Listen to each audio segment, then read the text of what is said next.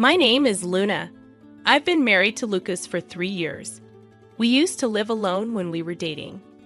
But after we got married, we moved in with Lucas's dad because his job was close by. I kept working even after we got married, but I had to quit my job because Lucas's dad needed help. He started showing signs of forgetting things about 1.5 years ago, and it got worse over time. We thought about putting him in a nursing home, but Lucas wanted me to take care of him at home. Luna, please, let's take care of my dad at home. It's better for his health. I get it, but I've only been here for 2 years. I don't think your dad wants me to take care of him all the time. Please help me out as much as you can. I had never seen my husband beg like this before, so I trusted that he would help me with the caregiving. But once I actually started looking after his dad, I realized there were challenges I hadn't anticipated. Simple tasks like going up and down stairs, using the toilet, and taking a bath became risky at home. Even though my father-in-law could still walk, he often stumbled on the stairs and had accidents in the bathroom because he couldn't support himself. So, after discussing with my husband, we decided to renovate the house. Despite still being in debt, we prioritized my father-in-law's safety over money. At first, my husband took charge of caregiving after the renovations, but gradually he stopped, blaming his workload for his absence. After 1 year of caring for my father-in-law, my husband gradually stopped pitching in, even going out on his days off. As my father-in-law's condition worsened, I found myself handling tasks like toileting and bathing alone. Eventually, it became too overwhelming, and I had to talk to my husband about it. You promised to help, remember? When was the last time you did anything? It's been months. He seems content with the care he's receiving, and I can't manage everything alone anymore. I've realized the challenges firsthand. Maybe we should consider a nursing home instead of trying to manage at home. We made the decision to provide home care, and we should see it through till the end. At the very least, I believe we should consider hiring professional caregivers. Your father needs assistance, and there are certified professionals who can provide that help. I'm not physically capable of handling everything, and I think certain tasks like feeding should be left to the professionals. When I proposed this, my husband didn't agree and left before we could finish our conversation. Lately, I've noticed he's been stressed about money. However, I couldn't manage caregiving alone anymore. So without his approval, I began arranging for home care services. Since his father required level 3 care, we arranged for a caregiver to come about 5 times a week for an hour each day. We'd also worked out a plan covered by long-term care insurance, so I wasn't concerned about the expenses.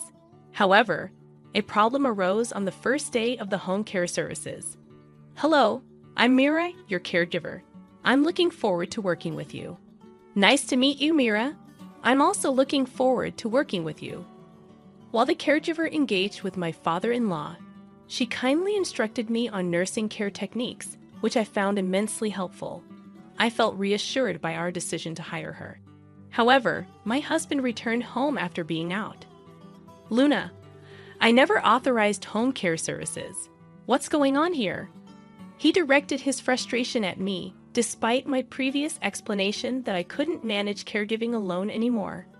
Excuse me, Miss Caregiver? Please leave for today, he commanded, disregarding the scheduled time for her visit and effectively sending her away. Why did you arrange for home care without consulting me? I make the decisions in this house. You're not being a good wife by not listening to me. You should be able to handle caregiving by yourself. It's a waste of money, especially with the loan we took out for the renovations. Why can't you understand? I've told you numerous times that I can't handle it alone. Lucas, you've stopped helping with caregiving, haven't you? You're not keeping your promise. And the renovations were necessary for your father's safety. If he falls and gets hurt, caregiving will be even more challenging.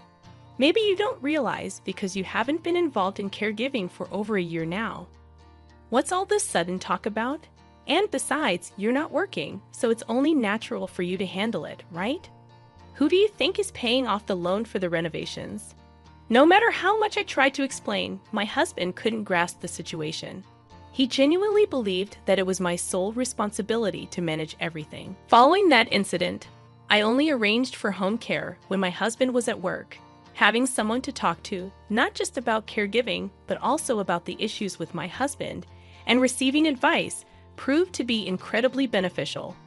After several months had passed, one day my husband unexpectedly offered to take over caregiving. "You've been out of the loop for over a year now. Go treat yourself. Get a haircut or go shopping. I'll handle everything today." I gratefully accepted his offer. I treated myself to a haircut for the first time in ages and enjoyed some quiet time sipping tea at a coffee shop I used to frequent. However, after about 4 hours, feeling anxious about leaving my inexperienced husband in charge, I decided to head home early. Upon returning home, I found an unsettling silence. My father-in-law was peacefully asleep in his room, but my husband was nowhere to be found. As I looked around the house, I discovered an envelope placed on the dining table. Inside the envelope were completed divorce papers and a letter. The letter stated, "Even after the divorce, please continue taking care of my dad. I'm going on a trip for a week, so please file the divorce papers by the time I return." That's what it said. My husband abruptly ended the call, leaving me bewildered. Just before the line went dead, I'd overheard a woman's voice calling his name. It was evident he was with someone, possibly the woman he planned to go on an overseas trip with. We had only been married for 3 years, and the thought of my husband having an affair weighed heavily on me. As I grappled with the possibility of his infidelity, tears of regret filled my eyes. But amidst this turmoil, a glimmer of comfort emerged when I heard my father-in-law's voice calling out to me as I left. Lately, he had struggled to remember my name, but today, for the first time in a while, he called it out. Concerned about how my husband had been caring for him in my absence, I rushed to check on my father-in-law. "Father, are you feeling all right? Was everything okay while I was gone? Luna, will the caregiver be here today?" To my surprise, my father-in-law seemed lucid and able to hold a coherent conversation. Could dementia improve over time? "She won't be here today. She'll come tomorrow morning." "All right. Could you get me some paper and a pen then?" Despite his usual struggle with writing, my father-in-law appeared unusually composed today. I had read that writing could help mitigate dementia symptoms, so I indulged him. Handing him paper and a pen, he began to write something, though I couldn't see what it was. After he finished, he sealed the paper in an envelope and handed it to me. "Please give this to the caregiver when she comes tomorrow." With that request, my father-in-law drifted back to sleep. Was this some sort of dementia exercise with Mira? Though I was curious about the letter's contents, I chose not to peek. Hours later, when my father-in-law woke up again, he seemed to have no recollection of our earlier conversation, not even remembering my name. That night left me questioning everything. As my father-in-law drifted off to sleep, I found myself lost in thought, re-examining the letter and divorce papers my husband had left behind. Reflecting on his recent behavior, I realized there had been several suspicious actions that I had overlooked in my focus on caregiving. If my husband was indeed cheating, part of me wanted to end the marriage and leave immediately. But I couldn't abandon my father-in-law, and with my inability to work while caring for him, I worried about financial independence. As morning approached, I remained undecided. When Mira arrived the next morning, I handed her the letter my father-in-law had given me. After reading it, Mira, not just a caregiver, but also a friend, approached me with concern. "Luna, situations like these are unfortunately common. I'm here to support you. The letter is about my husband wanting a divorce. Yes, it seems Mr. Henley noticed something was wrong and reached out for help. There's more in the letter, but we'll discuss it later. Since we have limited time before your husband returns, let's act quickly." With determination, Mira arranged for another caregiver to take over Mr. Henley's care. "Let's go, Luna. We have work to do." Following Mira, we arrived at a law firm. "Mira, why are we here?" I inquired. "You'll understand once we're inside," she replied cryptically. Though confused, I decided to trust Mira and followed her into the building. "Thank you for coming today. I'd like to discuss a request I received from Mr. Henley, primarily regarding the matter of gifting property during one's lifetime to you, Luna. The lawyer greeted us, handing me a document. Stunned, I accepted the paper. It was a notarized document, prepared by Mira at Mr. Henley's request. It outlined Mr. Henley's intention to gift me $36,000 and his apartment during his lifetime. Amazed by this unexpected gesture, Mira began to explain. On the first day of my home visit, Mr. Henley brought up this matter. He wanted to express his gratitude towards you, Luna. However, as you weren't legally adopted by him, he couldn't pass on his assets to you upon his death. Hence, he decided to make this lifetime gift instead. I'm incredibly grateful. I need to thank my father-in-law immediately, I exclaimed, eager to express my appreciation. But before we could leave, Mira interjected, we need to make one more stop. After following Mira and making another stop, we returned home. Upon arriving, I expressed my deep gratitude to my father-in-law, even though he seemed unable to fully comprehend. I continued to thank him earnestly. Sadly, my father-in-law passed away 3 days later due to complications from his worsening dementia. I tried calling my husband, who was traveling abroad, to inform him, but he didn't pick up, perhaps assuming it was about the divorce. Left with no other option, Mira and I proceeded with the funeral arrangements amidst the gathering of relatives and friends. My husband's absence, as the biological son of my father-in-law, seemed to disappoint the relatives. When my husband returned home 2 days later, oblivious to the situation, he was immediately bombarded with questions from the relatives. Hey, you need to help me out here. I swear I'm not cheating. I was just on vacation for a change. After taking care of my dad every day, you can't just assume the worst. Even if I say I was caregiving, there's no proof, right? But I know for a fact that you were spotted at the airport with your mistress, acting like a couple. After my accusation, my husband seemed resigned and silently endured the harsh words from the relatives. Several days later, once the tension had eased, I initiated divorce proceedings. I planned to move into the apartment my father-in-law had gifted me before his passing. As I made preparations for the divorce, my husband called. Luna, where are you? It turns out you're the beneficiary of his life insurance, not me. All I was supposed to receive was his life insurance payout. What's going on? What did you say to my dad while caring for him? You and that caregiver seem to have an understanding. You must have been planning this together. It was your father's decision. Mira simply followed his wishes. Indeed, we're getting divorced, and you and your mistress will be hearing from my lawyer soon. Please ensure you pay the settlement. What do you mean we're divorcing? That's correct. Since you received my father's life insurance, consider it your settlement payment. I won't ask for anything. It seemed my husband had conveniently forgotten about leaving me the divorce papers to submit before his overseas trip. I was taken aback by his apparent disregard for our previous arrangement. Weren't the divorce papers left by you with a letter asking me to submit them? I reminded him. And the life insurance is an inheritance from your father, not something I received from you. You should cover the cost of the settlement. My husband was rendered speechless and remained silent at my firm assertion. Realizing we were getting nowhere, we decided to end the call. Despite his subsequent attempts to contact me, I followed Mira's advice and changed my phone number. I still see Mira occasionally. Even after my father-in-law passed away, she continued to support both him and me more than my own family did. I'm truly grateful to Mira. Eventually, word seemed to reach my husband and his mistress, and I received a call from their lawyer. Because I heard from Lucas that you were the boss. Although I was unaware of the circumstances, I deeply apologize for vacationing while Lucas's father was struggling. I've already paid compensation. I don't intend to see Lucas anymore. That was the end of it. I had expected resistance to paying the compensation, so I was surprised by the unexpected response. I couldn't fathom why a sensible person like her would fall for someone like my husband. Meanwhile, my husband ended up paying the compensation.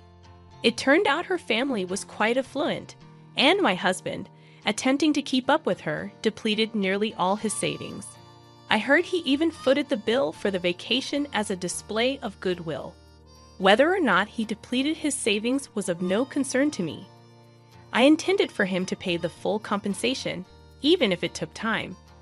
Since the family home was in my father-in-law's name, he wouldn't have trouble finding a place to live. However, with the remaining payments on the loan for the elder care renovation, coupled with the compensation, it would likely be a significant burden.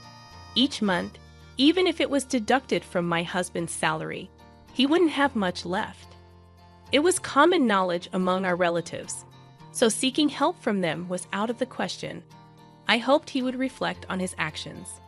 I relocated to the apartment my father-in-law had gifted me, where I now live comfortably. I'm using the money inherited from my father-in-law to pursue a caregiving certificate. Mira is assisting me in this endeavor. Not only do I aspire to be a caregiver, but I also aim to emulate Mira's support for families in need. I'm Sarah, and I'm thrilled to share the remarkable story of how my life took an unexpected turn. Allow me to dive into the details of beginning, where love and hope paved the way for our future. When I first met John in high school, I couldn't have imagined the incredible journey that awaited us. We were drawn to each other like magnets, and as our relationship grew, we discovered a deep connection and a shared vision for the future. Little did I know, our lives were about to intertwine in a way I never expected. One sunny afternoon, after years of dating and countless shared memories, John dropped to one knee and proposed. Tears of joy streamed down my face as I eagerly said yes. We were ecstatic and couldn't wait to begin our life together as husband and wife. Little did I know that living in the same house as my in-laws, who I had never met, would present its own set of challenges. On our wedding day, the reality of our living situation sank in. John's parents were gone, and we were the sole occupants of the house, surrounded by memories and remnants of their lives.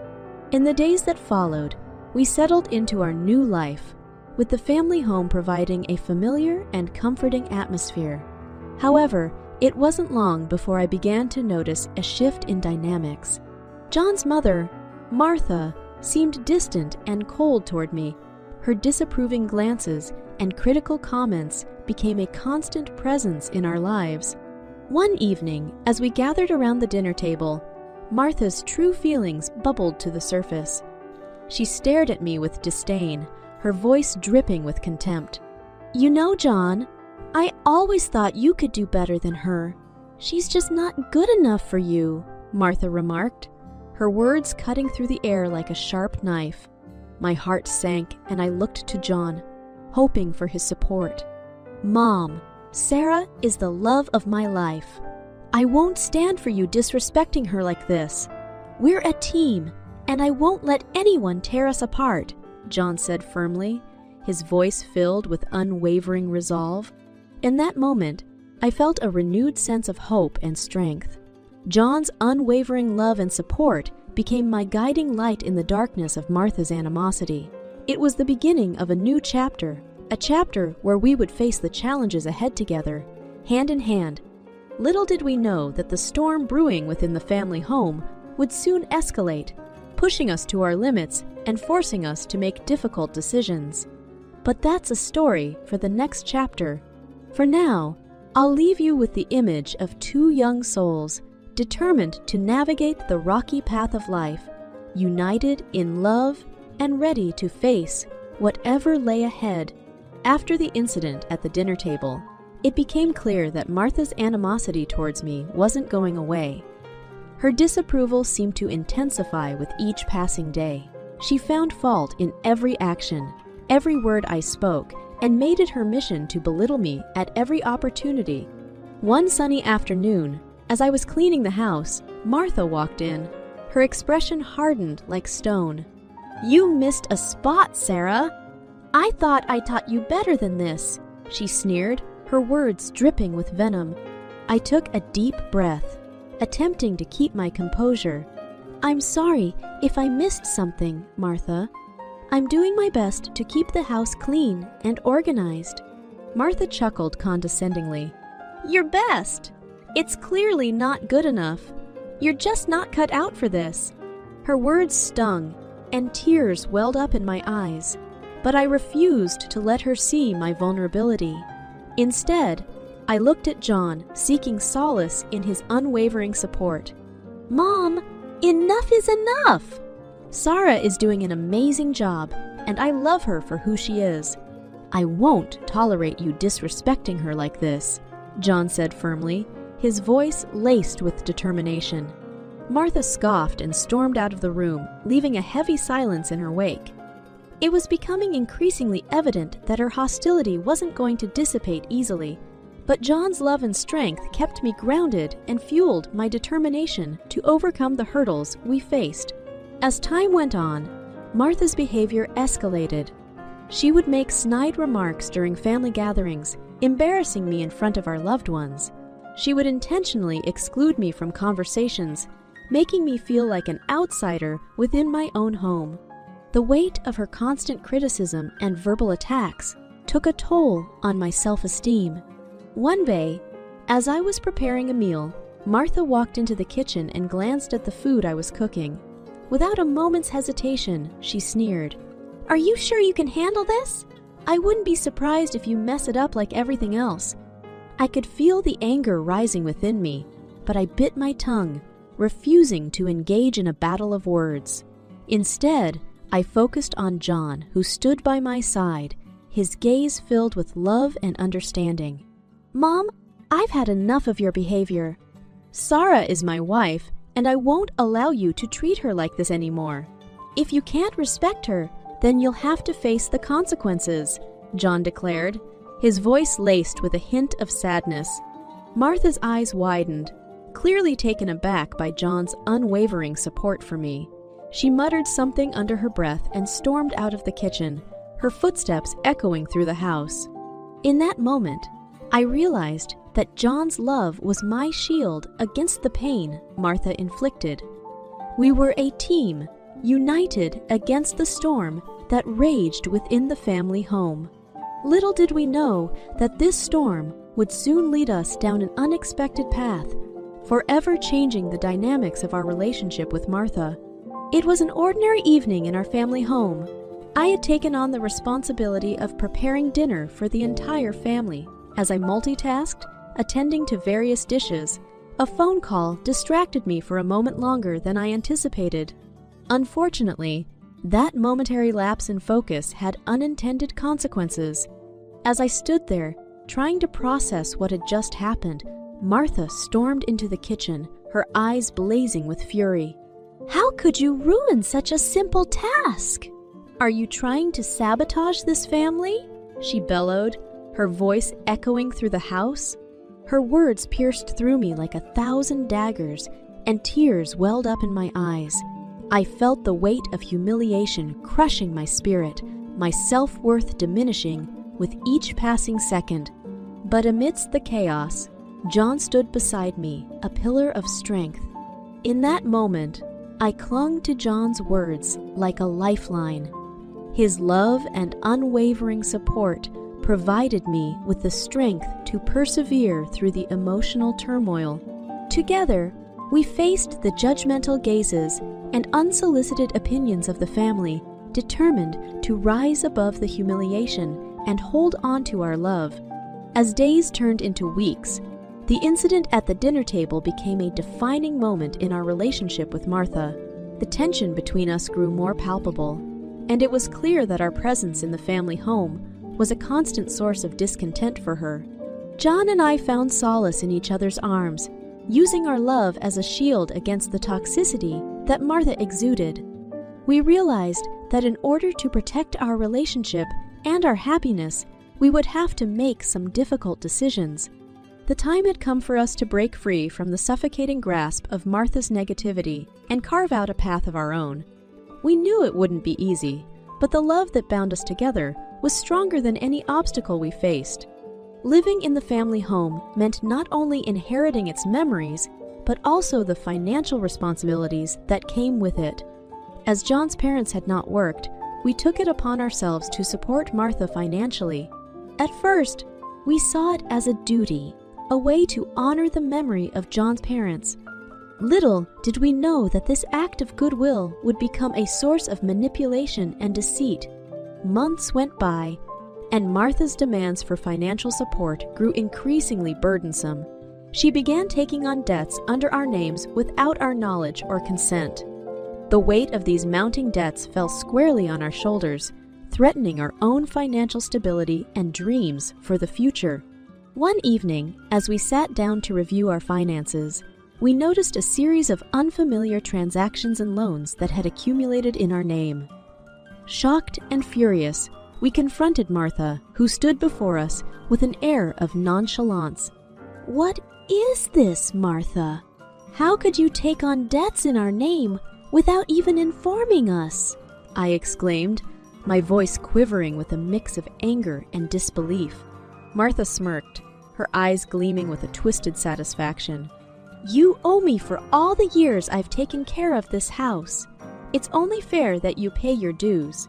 My blood boiled with indignation. How could she justify her actions in such a callous manner? I turned to John, seeking his support and guidance in this overwhelming situation. "Mom, this is unacceptable. We've supported you willingly, but what you've done is a betrayal. We won't let you take advantage of us any longer," John asserted, his voice filled with a determination I hadn't seen before. Martha's face contorted with rage, her voice rising to a crescendo. "You ungrateful children! I've sacrificed so much for you, and this is how you repay me?" But we were no longer willing to bear the weight of her manipulation. We made a decision, an ultimatum. We would sever all ties with Martha, both emotionally and financially. One fateful day, as we went to retrieve our savings, our hearts sank. The stash was gone, emptied without a trace. Panic surged through us as we tried to comprehend the magnitude of the betrayal. Frantically, we searched for answers, turning our attention toward Martha, the only plausible culprit. Confronting her, we found her sitting in her room, her face a mask of indifference. "Martha, where is our money? Our savings have vanished," I exclaimed, my voice trembling with a mix of anger and disbelief. She smirked, a sinister glint in her eyes. "Oh, you mean that money? I needed it. Consider it repayment for everything I've done for you? You owe me?" Martha's laughter echoed through the room, her words dripping with disdain. "You trusted me. What a joke. You were always so naive." In that moment, our trust in Martha shattered completely. The realization of her true character engulfed us, leaving us with a profound sense of loss and a burning desire for justice. Months passed as we navigated the legal system, determined to see justice served. The evidence of Martha's betrayal was irrefutable, and the court ruled in our favor once more, demanding she repay the stolen sum of our savings. Although justice was served, the scars of betrayal remained. The pain lingered, a constant reminder of the depths to which someone we once trusted had stooped. But in the darkness of betrayal, our love for each other served as a beacon of hope. United, we persevered, using this painful chapter of our lives as fuel to rebuild and move forward. After the theft of our savings, we were left reeling from the shock of Martha's betrayal, but we were determined to not let her actions define us. It was time to take a stand and seek justice for the pain she had inflicted upon us. With the evidence of Martha's theft in hand, we engaged legal counsel once again. We filed a lawsuit against her, seeking not only the recovery of our stolen savings, but also the accountability she so deserved. As the court proceedings unfolded, we stood firm, ready to present our case with unwavering determination. The weight of the past, the insults, the manipulation, and the financial burdens, all of it fueled our resolve to bring Martha to justice. The courtroom became the battleground where our truth clashed with Martha's deceit. Witnesses were called, evidence was presented, and the truth was laid bare for all to see. In the midst of the legal proceedings, Martha tried to portray herself as the victim, painting a picture of us as ungrateful children who had turned against her. But we stood tall, armed with the truth and the unwavering support of each other. During the cross-examination, our lawyer confronted Martha with the evidence of her misdeeds. The tension in the courtroom was palpable as she squirmed under the weight of her own lies. Martha's face contorted with anger, but her eyes betrayed a hint of fear. "I never took any loans. This is all a ploy to ruin me." But the evidence spoke for itself, and Martha's lies crumbled in the face of truth. The courtroom became a stage for justice, where the wrongs inflicted upon us were laid bare for all to see. After weeks of deliberation, the court ruled in our favor once again.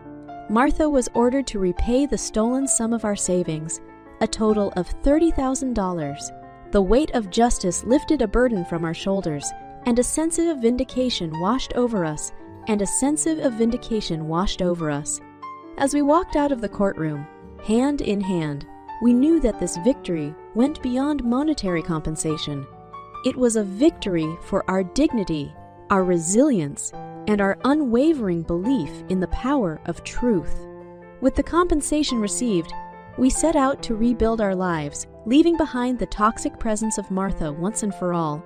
We used the funds to secure a new home, one where our love could flourish without the shadows of betrayal. In this chapter, we learned that the pursuit of justice is not always easy, but it is a necessary step towards healing and reclaiming our lives. It taught us the power of standing up for what is right, even in the face of adversity. With the legal battle behind us and the stolen savings rightfully returned, John and I embarked on a new chapter of our lives, a chapter that we had longed for, a chapter where our love could thrive without the toxic presence of Martha.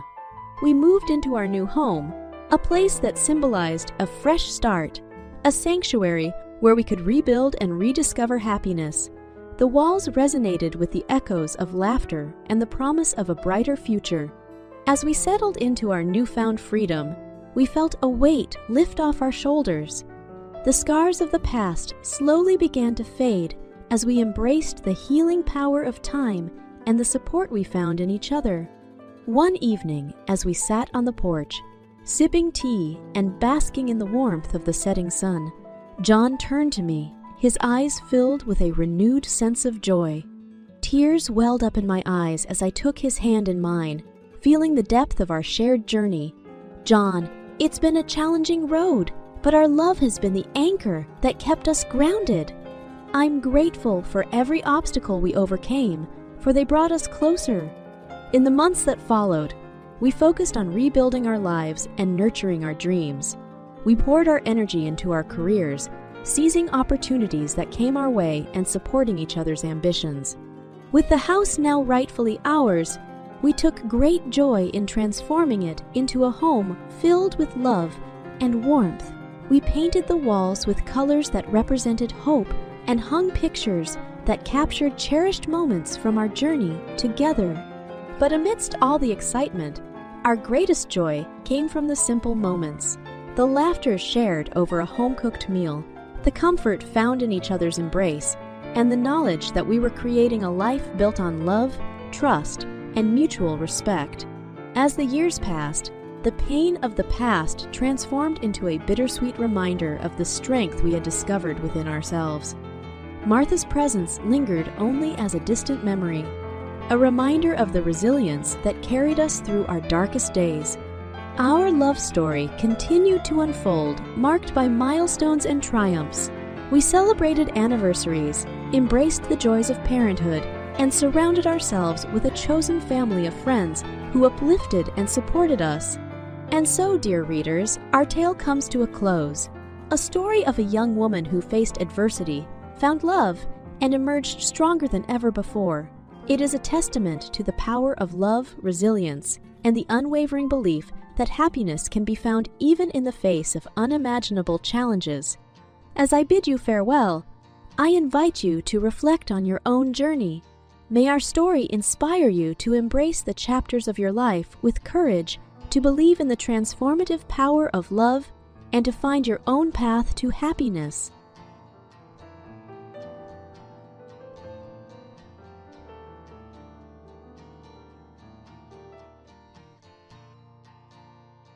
I first met my husband, Mark, at a friend's party.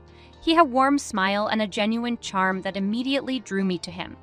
We started talking, and as the night progressed, it felt like we were the only two people in the room. We connected on so many levels, and by the end of the night, I knew there was something special between us. A whirlwind romance followed, filled with exciting dates, heartfelt conversations, and plenty of laughter. We were inseparable, and it didn't take long for us to realize that we wanted to spend the rest of our lives together. After a few months, Mark proposed to me on a beautiful beach at sunset. It was a picture-perfect moment. And of course, I said yes without any hesitation. We were ecstatic and eager to start our new life together. However, there was one small hurdle we needed to overcome before we could find our own place: a lack of finances. Mark suggested that we move in with his parents temporarily to save up for a down payment on our dream home. I agreed, thinking it would be a great opportunity to bond with his family and build a stronger foundation for our marriage. Mark's parents, Robert and Linda, were welcoming and kind-hearted. They opened their home to us with open arms, and for a while, it felt like a cozy, harmonious environment. They seemed genuinely happy to have us there, and I genuinely believed it was the best decision for us at the time. In those early days, I got to know Robert and Linda better. Robert was a gentle and laid-back man, always ready with a warm smile and a helping hand. He had an infectious laugh that could light up a room. Linda, on the other hand, was a strong-willed woman, fiercely protective of her family. She had a sharp wit and an unwavering loyalty to those she loved. As we settled into their home, I felt grateful for the support and assistance they provided. Mark and I were optimistic about our future, and even though he hadn't found a job yet, we believed it would only be a temporary setback. We were young, in love, and ready to face any challenge that came our way. Moving into Mark's parents' house was a significant change for both of us. We brought our belongings, hopes, and dreams into their home, ready to start this new chapter in our lives. At first, the living arrangement seemed promising. The house was spacious, and we had our own private space within it. As days turned into weeks, we settled into a routine. I commuted to work every day while Mark continued his job search. His determination and enthusiasm never wavered, and I admired him for that. Meanwhile, his parents took care of the household chores and made sure there was always a warm meal waiting for us. In those early days, we bonded as a family. We shared meals together, exchanged stories, and even embarked on small adventures. Mark's father, Robert, often took us hiking on weekends while Linda would surprise us with her delicious homemade desserts. Life felt comfortable and full of promise. However, as time went on, we started to notice a shift in dynamics. Mark struggled to find employment despite his relentless efforts. His confidence began to wane, and it took a toll on him emotionally. I watched helplessly as he sent out job applications day after day, hoping for a breakthrough. Meanwhile, I continued to work full-time to support us all. My income became the primary source of sustenance for the entire household. Bills, groceries, and everyday expenses became my responsibility. It was a heavy burden to bear. But I believed that things would eventually change for the better. As the financial strain grew, Mark's parents became less involved in contributing to the household. They seemed to distance themselves from the responsibilities, leaving me to shoulder the load entirely. Linda, once so warm and affectionate, became increasingly preoccupied with her own concerns. One evening, after a particularly exhausting day at work, I returned home to find Mark and his parents sitting in the living room. Their faces were grim, and a heavy silence hung in the air. Sensing something was wrong, I cautiously approached them. "What's going on?" I asked, my voice filled with concern. Mark's mother, Linda, sighed deeply before speaking. "Susan, we need to talk," she said, her tone somber. "We've been discussing the financial situation, and we've decided that you need to contribute more. It's becoming a burden for us, too." I was taken aback by her words. I had been giving my all, working tirelessly to provide for everyone. How could they not see the effort I was putting in? "But I've been doing everything I can," I replied, my voice tinged with frustration. "I'm already working long hours and giving my entire paycheck. Robert, Mark's father, interjected with a softer tone. We understand that, Susan, but we're all struggling. We thought this arrangement would be temporary, but it's taking longer than expected for Mark to find work. Tears welled up in my eyes as I realized the magnitude of the situation. It was clear that the support I had hoped for from Mark's family was slowly slipping away. As days turned into weeks and weeks turned into months, it became increasingly evident that Mark's job search was hitting a dead end. Despite his persistent efforts and countless job applications, he couldn't secure stable employment. It was a harsh reality to face, and it left him feeling defeated and discouraged. Meanwhile, the financial burden continued to weigh heavily on my shoulders.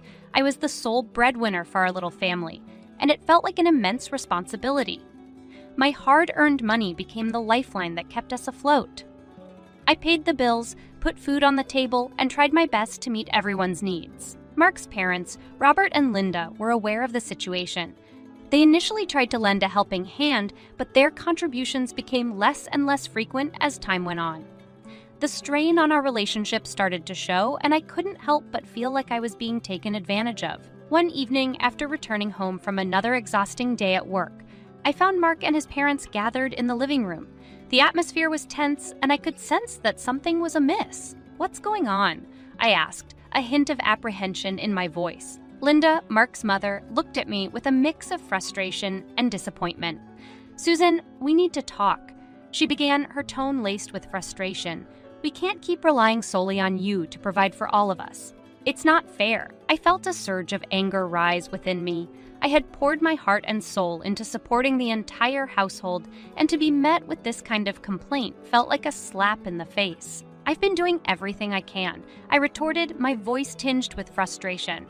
"I'm working long hours, sacrificing my own needs, and giving my entire paycheck.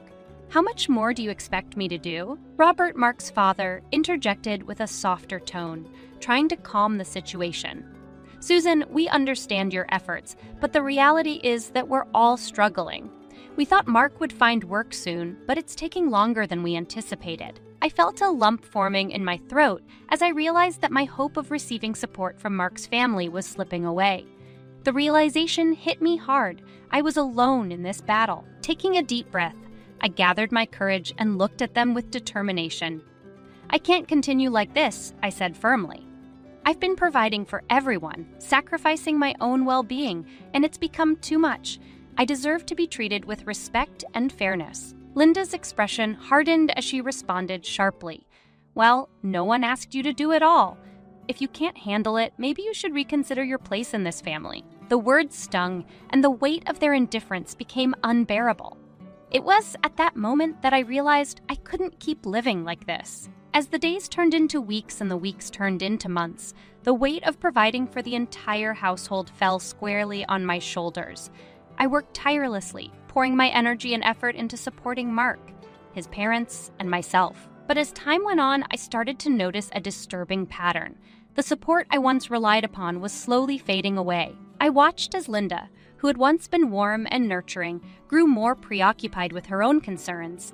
She seemed detached and distant, leaving me to navigate the challenges on my own.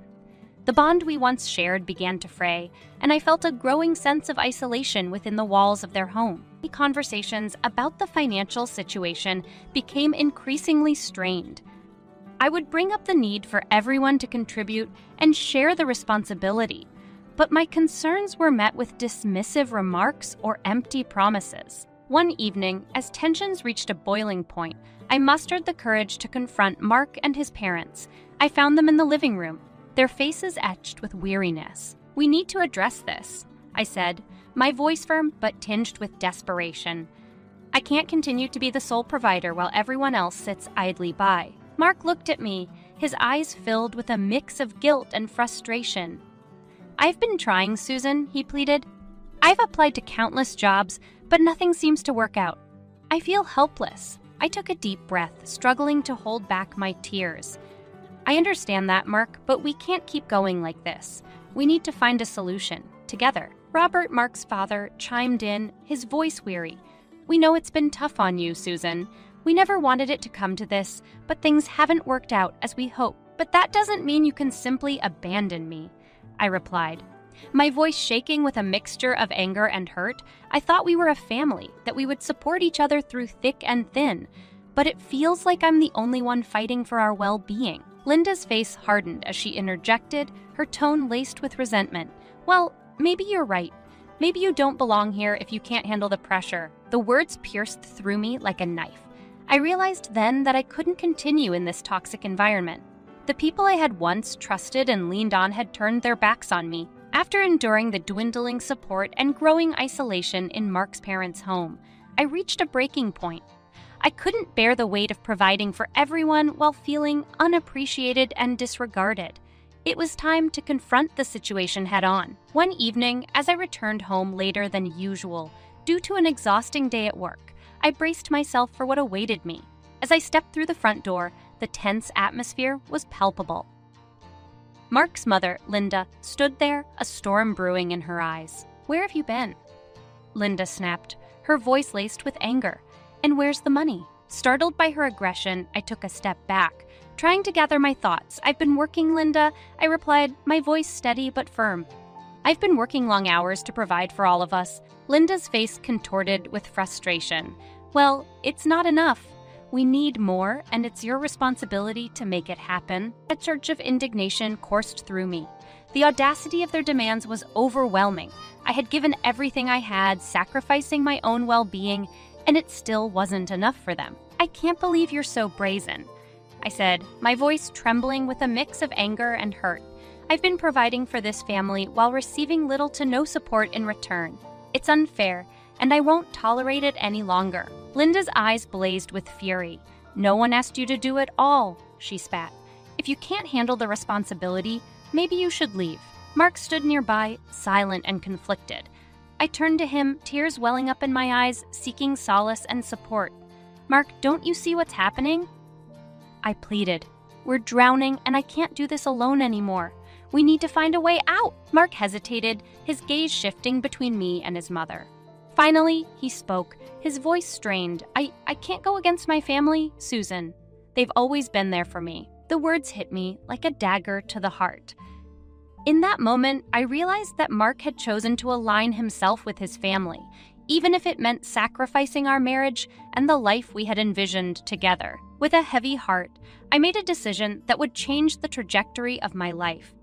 I packed up my belongings and left the house that had once held promise and love, now tainted by disappointment and broken dreams. It was time to find my own path. Leaving behind the suffocating atmosphere of Mark's parents' house was both liberating and terrifying. I rented a small apartment, a space that would become my sanctuary as I embarked on a new chapter of my life. It was a modest place, but it represented my newfound independence. As I settled into my own space, the weight of the past began to lift. I focused on finding stability and regaining control over my life. Determined to break free from the cycle of dependency, I poured my energy into securing a steady job and building a strong financial foundation. Days turned into weeks, and weeks turned into months. The resilience and determination that had guided me through the darkest times fueled my progress. I landed a job that provided stability and allowed me to support myself. It wasn't easy, but I was determined to stand on my own 2 feet. In the midst of rebuilding my life, I also took the necessary steps to legally separate from Mark. Our marriage had become a symbol of broken promises and unfulfilled dreams. With a heavy heart, I filed for divorce, knowing it was the right decision for my own well-being and future happiness. During this period, I focused on self-care and personal growth. I surrounded myself with supportive friends who understood the struggles I had faced and offered unwavering encouragement. Together, we embarked on adventures, explored new hobbies, and shared stories of resilience. Years passed, and I found myself in a place of strength and contentment. My career had flourished, and I had built a life that reflected my values and aspirations. I had also discovered a newfound love, a man who saw my worth and celebrated my independence. One day, as I walked through the streets, I happened to pass by Mark's old house. To my surprise, the once familiar walls stood empty, stripped of all furniture. A notice on the door revealed that the property had been confiscated due to non-payment of rent. It was a stark reminder of the consequences of their choices. Lost in my thoughts, I didn't notice the figure approaching until it was too late. It was Linda, my former mother-in-law. Our eyes met briefly, and I felt a mix of emotions bubbling within me. But I chose to keep silent and continue on my way, knowing that I had forged my own path and found happiness without their presence in my life. With each passing day, I grew stronger and more self-assured. My job had become a stable foundation, allowing me to stand tall and confident in the face of adversity. The divorce from Mark had been finalized, closing the chapter on a tumultuous period of my life. It was time to move on and embrace a future filled with promise and possibility. As I focused on building my own path, I couldn't help but reflect on the lessons I had learned. I had discovered the importance of self-reliance and the value of my own worth. No longer burdened by the expectations of others, I was free to pursue my dreams without compromise. One day, while strolling through a local park, I spotted a familiar face from afar. It was Mark, looking weary and worn. Our eyes met, and for a brief moment, time stood still. "Susan," he called out hesitantly, taking a few steps closer. "Mark," I replied, trying to maintain composure despite the surge of emotions. "I heard you're doing well," he said, his voice tinged with regret. "Yes, I am," I responded, my voice steady. "I found my own path, and I'm content with the life I've built." Mark sighed, his shoulders slumping. "I wish things had turned out differently," he admitted. "As do I replied softly. "But we can't change the past. What matters is how we grow from it." We stood in silence for a moment, both lost in our thoughts. It was a bittersweet encounter, a reminder of the love we once shared and the life that had unraveled before our eyes. "I hope you find happiness too, Mark," I said, mustering a genuine smile. Life has a funny way of giving us second chances. With that, I turned and walked away, feeling a sense of closure. The weight of the past no longer held me down. Instead, it propelled me forward. In the months that followed, I continued to thrive in my career, finding fulfillment in every challenge I tackled. And then, when I least expected it, love found me again. I met Richard, a kind and understanding man who saw the strength within me and cherished it. Our love blossomed, and we embarked on a journey together, supporting each other's dreams and aspirations. We built a life together based on trust, love, and mutual respect. Richard became my partner in every sense of the word, and with him by my side, I felt like I could conquer the world. As time passed, I occasionally crossed paths with Mark's family, but I no longer harbored any resentment. I had forgiven them and myself, recognizing that we were all products of our choices and circumstances.